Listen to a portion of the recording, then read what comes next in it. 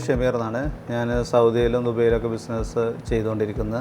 അപ്പോൾ കുറേ കാലത്തോളമായി ഒരു വീട് വെക്കണം എന്നുള്ളൊരു ആഗ്രഹം ഉണ്ടായിരുന്നു. അപ്പോൾ വീടൊക്കെ എലിവേഷനും കാര്യങ്ങളൊക്കെ ഫൈനലൈസ് ചെയ്തതിന് ശേഷം ഒരു ലിഫ്റ്റ് വെക്കണം എന്നുള്ളൊരു ആഗ്രഹം കൂടി എൻ്റെ കൂടെ വന്നു.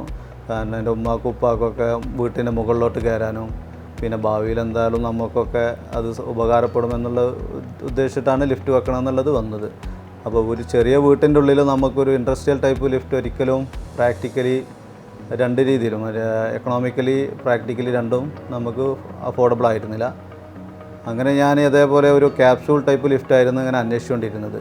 എനിക്കൊന്നും ആ സമയത്ത് ഇവിടെ ഇന്ത്യയിൽ അത് അത്ര പ്രചാരത്തിലുണ്ടായിരുന്നില്ല. ഞാനൊരു അമേരിക്കൻ ബേസ്ഡ് കമ്പനികളിലായിട്ട് കുറേ കറസ്പോണ്ടൻസൊക്കെ നടത്തി. പക്ഷേ അതും നമുക്ക് പ്രൈസ് വൈസ് പല ബുദ്ധിമുട്ടുകളൊക്കെ വന്നു.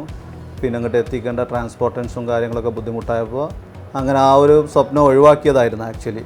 ഇതേപോലെ നമുക്ക് എറണാകുളം റിസോർട്ടും കാര്യങ്ങളൊക്കെ ഉണ്ട്. അപ്പോൾ ഒരു സുഹൃത്ത് വഴിയാണ് ഈ നിബോ ലിഫ്റ്റിനെ കുറിച്ചിട്ട് അറിഞ്ഞത്. നമ്മൾ ആ ദിവസം തന്നെ അവരെ ഓഫീസിൽ പോയി കാര്യങ്ങളൊക്കെ അന്വേഷിച്ചു, നേരിട്ട് കണ്ടു. അപ്പോൾ ആക്ച്വലി ഞാൻ മനസ്സിൽ വിചാരിച്ച അതേ ഒരു സാധനം തന്നെ ആയിരുന്നു ഇത്. വളരെ ക്യൂട്ടായി വളരെ സിമ്പിളായിട്ട് യൂസ്ഫുള്ളായിട്ടുള്ള ഒരു സംഭവമായിരുന്നു.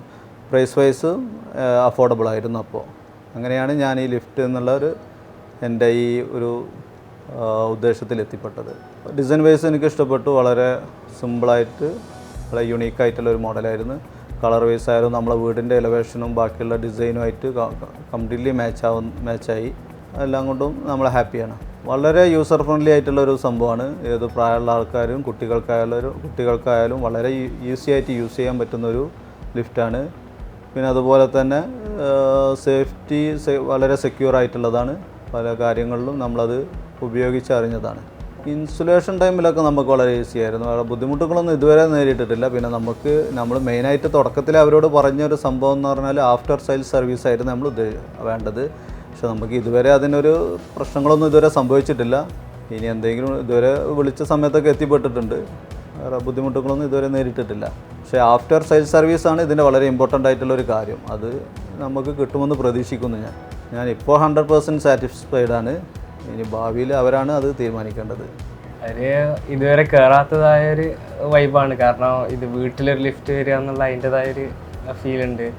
കംപ്ലീറ്റ് സറൗണ്ടിങ് ഒക്കെ കണ്ടിട്ട് കയറുന്നതിൻ്റെ ഒരു സ്പെഷ്യൽ ഫീൽ തന്നെയാണ്. പിന്നെ എന്തായാലും ഏതൊരാൾ കണ്ടു കഴിഞ്ഞാലും പെട്ടെന്നൊരു ഇഷ്ടപ്പെടുന്നൊരു ഡിസൈനുമാണ്.